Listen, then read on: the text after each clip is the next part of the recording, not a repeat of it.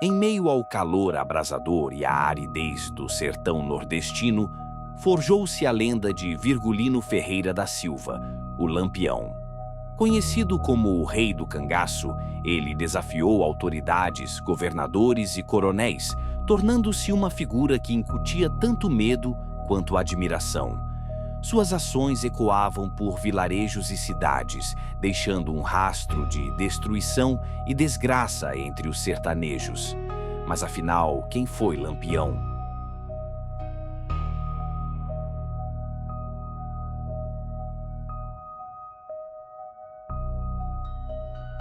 O cangaço, movimento de resistência e sobrevivência, nasceu no sertão nordestino, um território onde o poder do Estado era ausente. O cangaço oferecia aos sertanejos uma alternativa à injustiça social, mas também trazia violência e medo. Lampião não era apenas um líder do cangaço, ele era um símbolo complexo de luta e brutalidade, de justiça e vingança. A figura de Lampião era ambígua. Para alguns, ele era um protetor do sertanejo, alguém que lutava contra a opressão dos poderosos. Para outros, ele era um fora da lei, um homem que fazia justiça com as próprias mãos, sem remorso em recorrer à violência. Lampião conhecia o sertão como ninguém e usava essa vantagem para se esquivar das forças policiais. O governo ofereceu recompensas pela sua captura e as autoridades estavam sempre na sua cola. Governadores como Heronides Ferreira de Carvalho, de Sergipe, viam em Lampião uma ameaça. A caça ao cangaceiro virou prioridade. No entanto, Lampião sobreviveu graças à sua habilidade de manipular alianças e subornar as autoridades locais, como o prefeito de Pão de Açúcar, Joaquim Rezende, que chegou a negociar sua paz em segredo. No ano de 1938, Lampião e seu bando estavam acampados na Grota do Angico, em Sergipe. Eles confiavam em suas habilidades e no apoio de coiteiros locais, mas o cerco se fechava.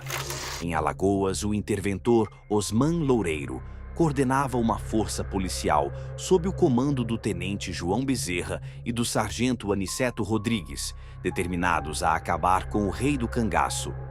Bezerra e Aniceto receberam 50 contos de réis como recompensa pela cabeça de Lampião. Estava em jogo não só a captura de um homem, mas o símbolo de um modo de vida no sertão, que as autoridades queriam apagar de uma vez por todas. Na madrugada silenciosa de 28 de julho de 1938, o sertão nordestino, geralmente tomado por um silêncio profundo, foi abruptamente despertado pelo som ensurdecedor dos tiros que ecoaram pela Caatinga. Aquela noite seria marcada como um dos momentos mais definitivos da história do cangaço. As forças policiais, lideradas pelo destemido tenente João Bezerra, estavam determinadas a colocar um fim na era de Lampião, o temido e lendário Rei do Cangaço, cuja fama havia se espalhado por todo o sertão, desde os pequenos povoados até as grandes capitais do Nordeste. Lampião, cujo verdadeiro nome era Virgulino Ferreira da Silva, havia liderado um bando que resistiu bravamente às forças da lei por quase 2 décadas. Conhecido por sua astúcia, coragem e habilidade em escapar de armadilhas, ele se tornara uma figura quase mítica, tanto temido quanto admirado pelos sertanejos.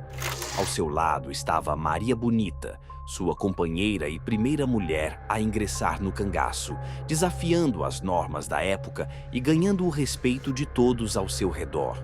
Naquela madrugada fatídica, a polícia, armada com informações de um delator, aproximou-se cuidadosamente do acampamento dos cangaceiros em Angico, no sertão de Sergipe. Lampião e seu bando estavam descansando, alheios ao perigo iminente. A estratégia do ataque surpresa era clara e precisa. Aproveitando-se da escuridão e do cansaço dos cangaceiros, o tenente João Bezerra conduziu suas tropas com agilidade, cercando o acampamento sem que fossem notados. À medida que as primeiras luzes da alvorada começavam a iluminar a paisagem árida da Caatinga, Os policiais abriram fogo. Os tiros soaram como trovões, destruindo o silêncio da noite. Em meio à confusão, os cangaceiros tentaram reagir, mas a emboscada era implacável e cuidadosamente planejada. Lampião, Maria Bonita e outros membros de seu bando foram abatidos, um a um, sem chance de defesa. O choque da emboscada e a perda repentina dos líderes afetaram profundamente os poucos cangaceiros que ainda restavam. Aqueles que conseguiram escapar se dispersaram, fugindo pelo sertão, deixando para trás o que restava do acampamento destruído e dos corpos dos companheiros. Quando a poeira abaixou e os tiros cessaram, restou uma sensação de vitória sombria. Os policiais haviam realizado a missão que muitos julgavam impossível: derrotar o líder do cangaço e encerrar um capítulo de violência que há tanto tempo assolava o Nordeste brasileiro. Para garantir que ninguém duvidasse do feito, o tenente Bezerra ordenou um ato chocante e simbólico. Os corpos dos cangaceiros foram decapitados e as cabeças de Lampião, Maria Bonita e outros membros do bando foram embaladas e levadas até Maceió. Lá, foram expostas publicamente, uma prova indiscutível de que o rei do cangaço havia caído. As cabeças expostas atraíram multidões que se reuniram para ver de perto o que antes era apenas uma lenda distante. Mataram o Lampião e tiraram as cabeças, e as cabeças vêm aqui para Santana. Quando, menino? Chega daqui para amanhã, chega. Veio chegar com 3 dias. Vixe, mas diz que essas cabeças, tudo dentro do arco, né? Vinha dentro das caixas, né? Pai Lampião, Maria Bonita, Luiz Pedro, Quinta-feira, Mergulhão, Eletro, Alecrim, Rochete, Caixa de Fósforo, Marcelo e Enedina. Deixado o corpo lá para o Bucuí, viu? Que não foi enterrado nenhum, não. Nenhum cangaceiro foi enterrado. Mas deixava no mato para o Bucuí. É tanto que urubu, nessa zona, eles acostumou a comer gente. A morte de Lampião e Maria Bonita marcou o fim de uma era. O cangaço, que havia sido ao mesmo tempo uma forma de resistência e de brutalidade, uma vida fora da lei que simbolizava a revolta contra a injustiça social, começava a desaparecer. Os sobreviventes do bando, agora sem seu líder e desarticulados, foram pouco a pouco se rendendo ou dispersando-se, fugindo de um destino similar ao dos seus companheiros. Assim terminava a trajetória do rei do cangaço, que, por meio de sangue e pólvora, havia escrito seu nome na história do sertão brasileiro.